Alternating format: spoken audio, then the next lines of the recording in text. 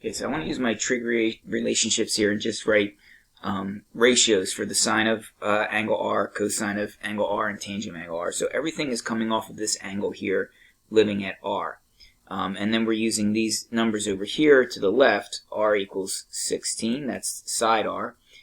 S equals 30, that's down here. And then T is 34, that's the hypotenuse of this triangle.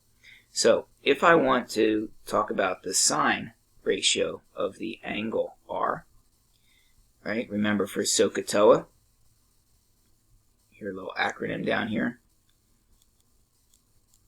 Sine is the opposite over the hypotenuse. Cosine is adjacent over hypotenuse.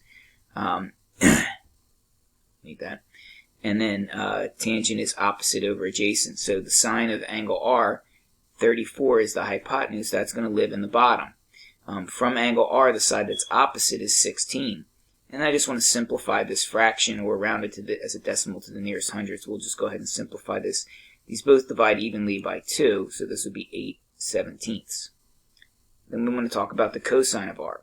Both of these right away, I can put the hypotenuse in the denominator. Okay, so the hypotenuse again is 34. When I'm sitting here at angle R, 30 is the side that would be adjacent to it. So again, let's divide both of those by 2 to have 15/17 as our simplified ratio. And then finally, we want to talk about the tangent of that angle R. In this case, we have the opposite over the adjacent, so we really have to pay attention to where R lives. So opposite of R is 16. Adjacent to R is 30. So if we simplify that fraction, we would have 8/15. So the next section here is just a calculator exercise. If you want to use the calculator that you have on your computer, that's fine. I just grab my calculator, and a couple things I want to have handy here. I want to make sure that I'm in scientific mode up at the top here. And then here's where I'll find all my sine, cosine, tangent functions. And then furthermore, I want to make sure that this reads degree. All of our angles are measured in degrees. So the first question we have here is the sine of 30, right? So I'm going to type in 30, and I'm going to come over to my trig function and take the sine of 30, and it tells me the answer is 0.5. Okay. Next one, tangent of 45. How do I do that? Okay, I'm going to type in 45, and then I'm going to take the tangent of that. Okay, and we get 1.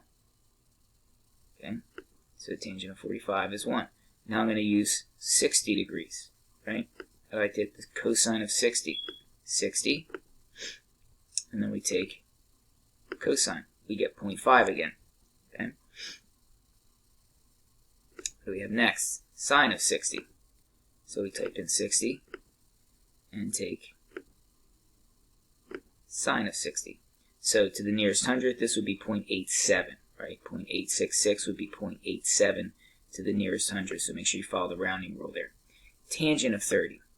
We type in 30, and we tell the calculator, go ahead and take the tangent of that for us. So I get 0.577. That's going to be 0.58 or 0.58. Okay, 0.58 or 0.58.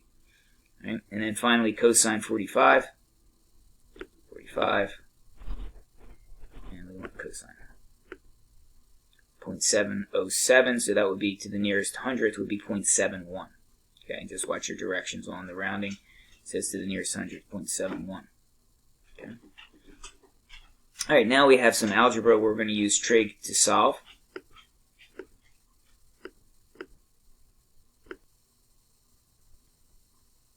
So I have to look at the three pieces that I'm given in front of me. Now I could figure out angle B by subtracting 36 from 90, but I really don't need it.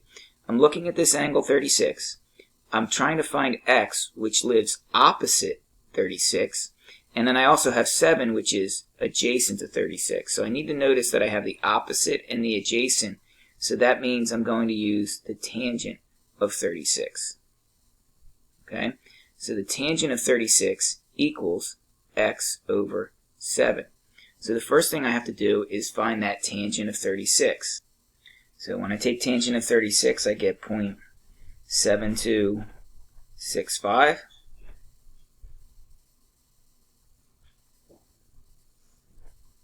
Equals x over 7. So I'm going to multiply both sides by 7. So when I take 7 times 0.7625, and we'll round to the nearest hundredth, so I have 7 times 0.7625, that's 5.09.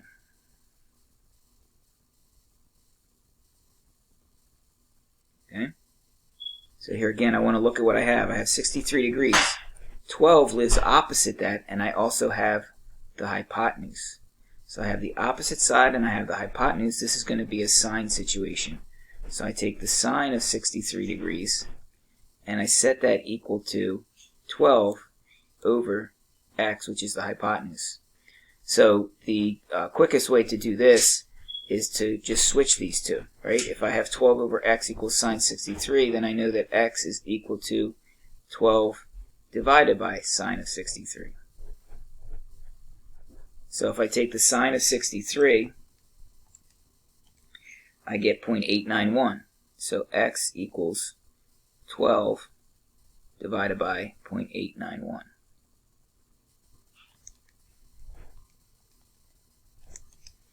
And that is 13.47 to our 2 decimal places. So last of our algebra, I've got angles 15.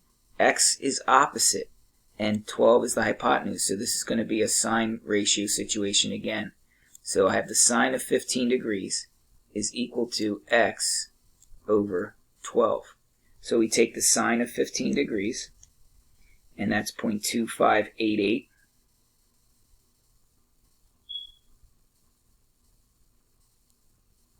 And that equals x over 12. So to solve for x, we would multiply both sides by 12. So the 12's cancel here. 12 times 0.2588 is 3.12.